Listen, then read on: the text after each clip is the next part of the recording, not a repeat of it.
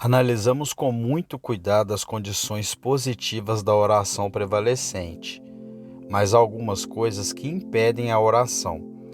Isso Deus deixou bem claro em Sua palavra. O primeiro obstáculo à oração encontraremos em Tiago capítulo 4, versículo 3. Vocês pedem e não recebem, porque pediram mal, para gastarem em seus prazeres. Um propósito egoísta na oração rouba o poder da oração. Muitas orações são egoístas.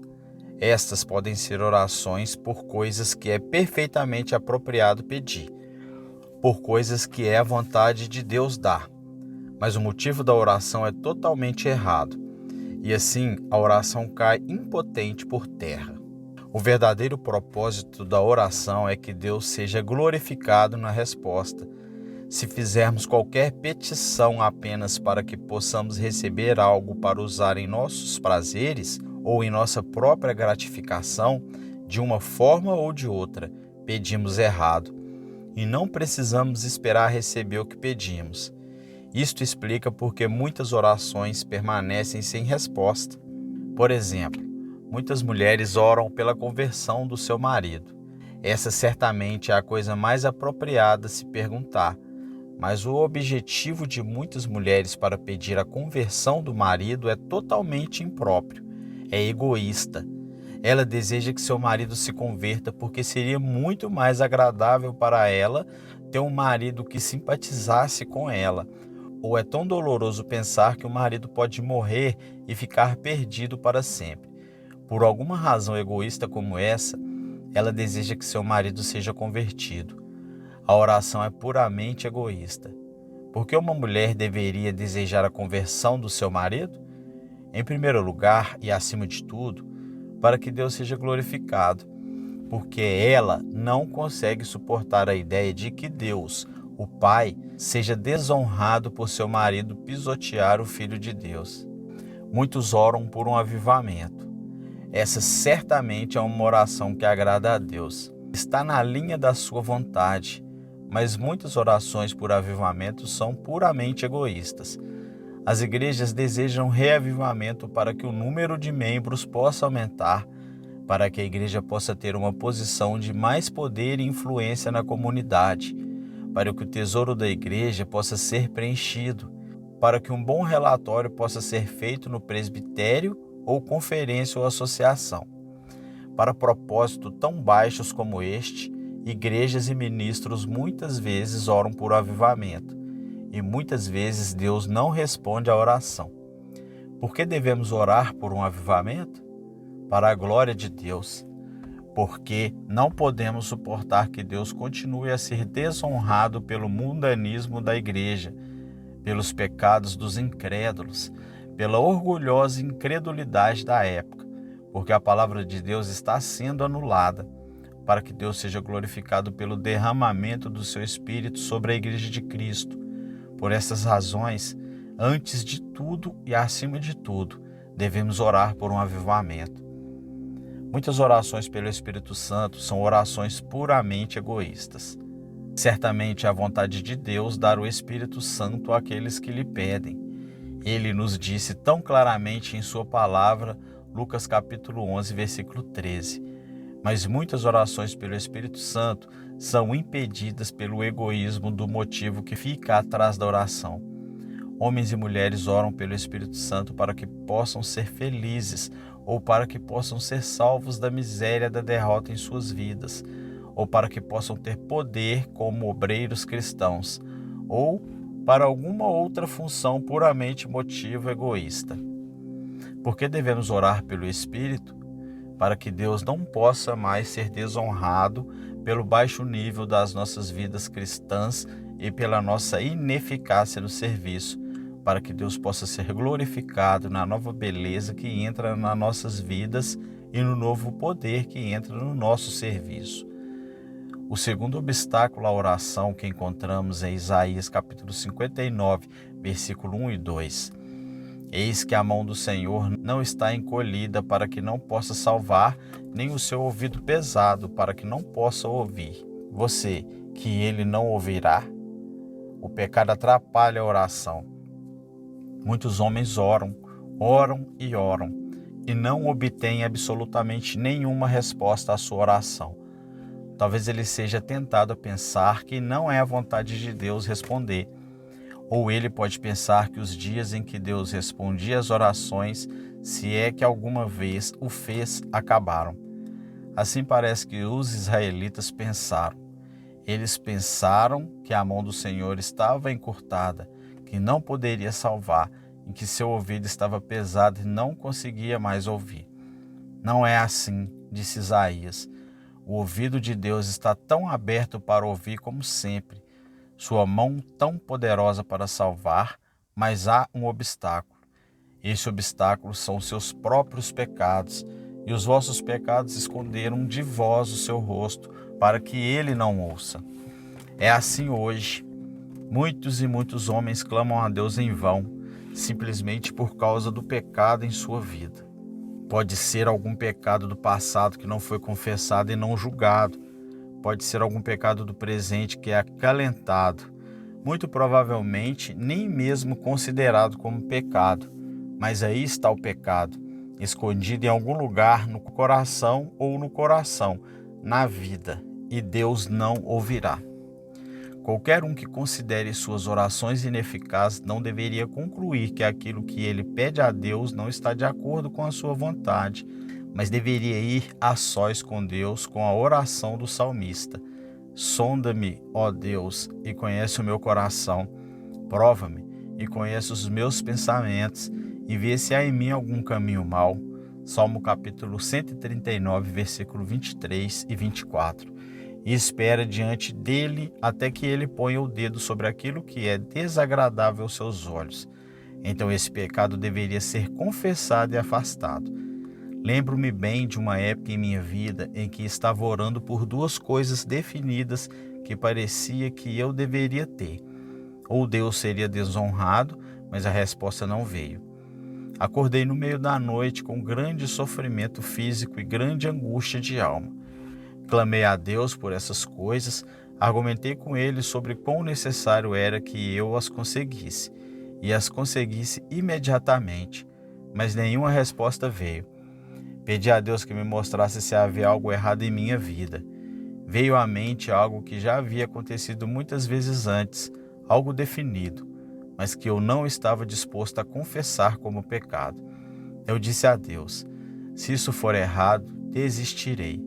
Mas ainda assim nenhuma resposta veio. No fundo do meu coração, embora eu nunca tivesse admitido isso, eu sabia que era errado. Por fim eu disse: isso está errado, eu pequei, vou desistir. Encontrei a paz. Em alguns momentos eu estava dormindo como uma criança. Pela manhã acordei bem fisicamente e veio o dinheiro que tanto precisava para a honra do nome de Deus. O pecado é uma coisa terrível. E uma das coisas mais terríveis sobre ele é a forma com que impede a oração, a forma como corta a ligação entre nós e a fonte de toda graça, poder e bênção. Qualquer pessoa que queira ter poder na oração deve ser impiedosa ao lidar com seus próprios pecados. Se eu considerar a iniquidade no meu coração, o Senhor não me ouvirá. Salmo capítulo 66, versículo 18. Enquanto nos apegarmos ao pecado ou tivermos qualquer controvérsia contra Deus, não podemos esperar que Ele atenda às nossas orações. Se é algo que surge constantemente nos seus momentos de comunhão íntima com Deus, é isso que impede a oração. Deixe-o de lado. O terceiro obstáculo à oração é encontrado em Ezequiel capítulo 14, versículo 3. Filho do homem, estes homens colocaram seus ídolos em seus corações e puseram o tropeço da sua iniquidade diante da sua face. Deveria eu ser questionado por eles? Ídolos no seu coração. Deus se recusa a ouvir nossas orações. O que é um ídolo? Um ídolo é qualquer coisa que tome o lugar de Deus, qualquer coisa que seja o objeto supremo da nossa afeição. Somente Deus tem o direito ao lugar supremo em nossos corações. Tudo e todos devem estar subordinados a Ele. Muitos homens fazem de sua esposa um ídolo. Não que um homem possa amar demais a sua esposa, mas ele pode colocá-la no lugar errado. ele pode colocá-la diante de Deus. E quando o homem considera o prazer de sua esposa antes do prazer de Deus, quando ele dá a ela o primeiro lugar e a Deus o segundo, sua esposa é um ídolo e Deus não pode ouvir suas orações. Muitas mulheres fazem de seus filhos um ídolo. Não que possamos amar demais nossos filhos. Quanto mais amamos a Cristo, mais amamos nossos filhos. Mas podemos colocar os nossos filhos no lugar errado. Podemos colocá-los diante de Deus e os seus interesses antes dos interesses de Deus. Quando fazemos isso, nossos filhos são nossos ídolos. Muitos homens fazem de sua reputação ou de seus negócios um ídolo. A reputação ou o negócio são colocados diante de Deus. Deus não pode ouvir as orações de tal homem. Uma grande questão para decidirmos se quisermos ter poder na oração é: Deus está absolutamente em primeiro lugar? Ele está antes da esposa, antes dos filhos, antes da reputação, antes dos negócios, antes das nossas próprias vidas? Caso contrário, a oração prevalecente é impossível. Deus muitas vezes chama a nossa atenção para o fato de que temos um ídolo, a não responder às nossas orações, e assim nos levando a perguntar por que nossas orações não são respondidas, e assim descobrimos o ídolo, o colocamos de lado, e Deus ouve nossas orações. O quarto obstáculo à oração é encontrado em Provérbios, capítulo 21, versículo 13. Aquele que tampa os ouvidos ao grito dos pobres também chorará, mas não será ouvido. Talvez não haja maior obstáculo à oração do que a mesquinhez, a falta de liberalidade para com os pobres e para com a obra de Deus. É aquele que dá generosamente aos outros que recebe generosamente de Deus. Dê e será dada a você, boa medida, calcada, sacudida, transbordante. Eles darão em seu seio. Pois com a medida que você medir, ela será medida para você novamente. Lucas capítulo 6, versículo 38. O homem generoso é o poderoso homem de oração. O homem mesquinho é o homem de oração impotente. Uma das declarações mais maravilhosas sobre a oração prevalecente, já mencionada em 1 João capítulo 3, versículo 22. Tudo o que pedimos, dele recebemos, porque guardamos os seus mandamentos e fazemos o que é agradável à sua vista. É feito de forma direta, conexão com a generosidade para com os necessitados. No contexto, somos informados de que é quando amamos, não em palavras ou em língua, mas em ação e em verdade, quando abrimos nossos corações para o irmão necessitado. É então, e somente então, que temos confiança em Deus em oração. Muitos homens e mulheres que procuram descobrir o segredo da sua impotência na oração não precisam ir muito longe. Não é nada mais, nada menos do que pura mesquinhez.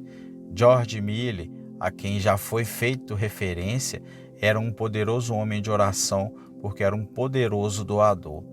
O que ele recebeu de Deus nunca lhe ficou nos dedos. Ele imediatamente passou para outros. Ele estava constantemente recebendo porque estava constantemente dando. Quando se pensa no egoísmo da igreja professa hoje e como as igrejas ortodoxas desse país não ganham em média $1.000 por ano por membros para missões estrangeiras, não é de admirar que a igreja tenha tão pouco poder na oração. Se quisermos receber de Deus, devemos dar aos outros. Talvez a promessa mais maravilhosa da Bíblia em relação ao suprimento de Deus às nossas necessidades seja Filipenses capítulo 4, versículo 19. E o meu Deus suprirá todas as vossas necessidades, segundo as suas riquezas, na glória em Cristo Jesus. Esta promessa gloriosa foi feita à igreja de Filipos e feita em conexão imediata com a sua generosidade. O quinto obstáculo à oração é encontrado em Marcos, capítulo 11, versículo 25. E quando estiverdes orando, perdoe, se tiver alguma coisa contra alguém, para que também o seu Pai, que estás nos céus, perdoe as suas ofensas. Um espírito implacável é um dos obstáculos mais comuns à oração. A oração é respondida com base no fato de que nossos pecados estão perdoados. E Deus não pode lidar conosco com base no perdão, enquanto nutrimos má vontade contra aqueles que nos prejudicaram. Qualquer pessoa que guarde rancor contra outra pessoa fechou rapidamente os ouvidos de Deus contra a sua própria petição.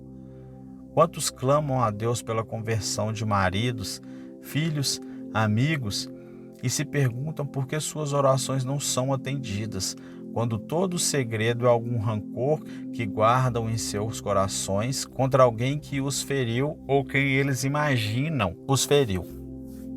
Muitas e muitas mães e pais estão permitindo que seus filhos desçam para a eternidade sem serem salvos pela miserável gratificação de odiar alguém. O sexto obstáculo à oração é encontrado em 1 Pedro capítulo 3, versículo 7. Vós, maridos, da mesma maneira, habitai com vossas mulheres segundo o conhecimento, dando honra à mulher como o vaso mais fraco, como sendo também co-herdeiros da graça da vida, para que as vossas orações não sejam impedidas. Aqui nos é dito claramente que uma relação errada entre marido e mulher é um obstáculo à oração. Em muitos casos, as orações dos maridos são prejudicadas por causa do descumprimento dos deveres para com as esposas. Por outro lado, também é sem dúvida verdade que as orações das esposas são prejudicadas por causa do descumprimento dos deveres para com os maridos. Se maridos e esposas procurassem diligentemente encontrar a causa de suas orações não respondidas, muitas vezes a encontrariam em suas relações mútuas. Muitos homens que fazem grandes pretensões à piedade e são muito ativos no trabalho cristão mostram pouca consideração no tratamento que dispensam à esposa e muitas vezes são indelicados, se não brutais.